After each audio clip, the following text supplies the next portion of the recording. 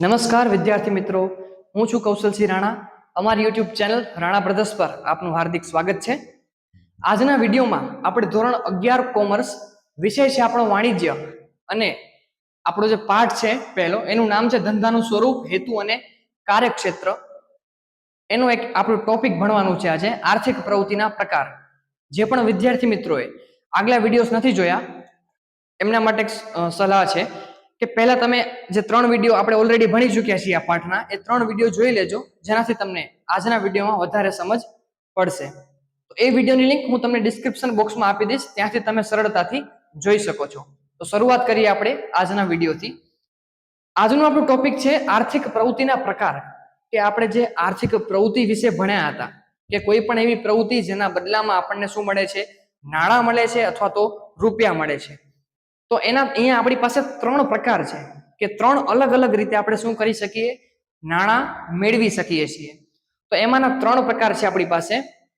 પહેલો પ્રકાર છે આપણી પાસે ધંધો, બીજો છે વ્યવસાય અને ત્રીજું છે રોજગાર. આ ત્રણેયની વ્યાખ્યા આપણે અલગ અલગ વિડીયોમાં ભણવાના છીએ. અત્યારે તમે આટલું સમજી લો કે આપણે આર્થિક પ્રવૃત્તિ આપણે કરતા હોય તો ત્રણ રીતે આપણે આર્થિક પ્રવૃત્તિ કરી શકીએ. એક છે ધંધો કરીને, બીજો ઉપાય છે આપણી પાસે વ્યવસાય કરીને રૂપિયા મેળવી, અથવા તો ત્રીજો ઓપ્શન છે આપણી પાસે રોજગાર કરીને. તો આ જે 3 પ્રકાર છે એ આર્થિક પ્રવૃત્તિના કેવા છે, તો કે મુખ્ય 3 પ્રકાર છે. આપણે જોઈએ હવે કે પહેલો જે પ્રકાર છે આપણો ધંધો, એનો અર્થ અને એની વ્યાખ્યા શું હોય છે. તો આપણું ટોપિક છે 1.5 ધંધો, જેને ઇંગ્લિશમાં કહેવાય છે બિઝનેસ. અર્થ અને વ્યાખ્યા. ધંધો એ અંગ્રેજી શબ્દ બીઝી ઉપરથી ઉતરી આવ્યો છે. એટલે કે જે આ ધંધો શબ્દ જે છે એ મૂળ આપણને ક્યાંથી મળ્યો છે, તો કે અંગ્રેજી શબ્દ છે બીઝી, એના ઉપરથી ઉતરી આવ્યો છે. જોઈએ એનો અર્થ શું થાય છે. જેનો અર્થ વ્યસ્ત રહેવું અથવા સતત પ્રવૃત્તિમય હોવું તેવો થાય છે. કે જે આપણો આ શબ્દ છે બીઝી, અંગ્રેજી શબ્દ, જેના ઉપરથી આપણો શબ્દ કયો ઉતરી આવ્યો છે, ધંધો.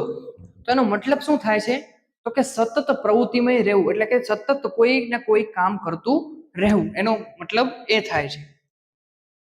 નફો અને સંપત્તિ મેળવવાના હેતુથી ધંધો કરવામાં આવે છે.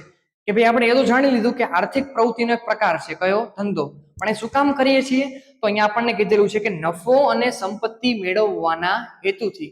એટલે જે કંઈ આપણને આવક મળતી હોય ને ધંધામાં, એને નફો કહેવામાં આવે. તો ધંધો આપણે શું કામ કરીએ, કે ભાઈ રૂપિયા મેળવવા. તો એ જે ધંધાની અંદર રૂપિયા મળતા હોય ને આપણે, એને તો શું કહેવાય, નફો કહેવાય. તો અહીંયા કીધું છે કે આપણે ધંધો શું કામ કરીએ છીએ, શું હેતુથી કરીએ છીએ. તો કે ધંધો આપણે એટલા માટે કરીએ છીએ કે જેના કારણે આપણને શું મળે, નફો મળે, અને જેટલી આપણી સંપત્તિ છે એમાં શું થાય, વધારો થાય. બરાબર. તો એ હેતુથી આપણે શું કરીએ છીએ, ધંધો કરીએ છીએ. ધંધામાં કોઈક વાર ખોટ જાય તો પણ તે આર્થિક પ્રવૃત્તિ જ ગણાય છે. હવે આપણે આર્થિક પ્રવૃત્તિમાં ભણ્યા હતા કે જેની અંદર આપણને શું મળે છે, રૂપિયા મળે છે. પણ ધંધો એક એવી વસ્તુ છે કે જેમાં તમને ક્યારેક તો નફો થાય અને ક્યારેક શું થાય છે, ખોટ પણ જઈ શકે છે. તો એવા સંજોગોમાં પણ આપણે ધંધાને બિન આર્થિક પ્રવૃત્તિ નહીં કહીએ. આપણે ધંધા એવા સંજોગોમાં પણ આપણે શું રહેશે, ધંધો જે છે આપણો એ આર્થિક પ્રવૃત્તિ જ ગણાશે. કારણ કે ક્યારેક એમાં શું થાય છે, નફો થાય છે, અને ક્યારેક એની અંદર ખોટ જાય છે.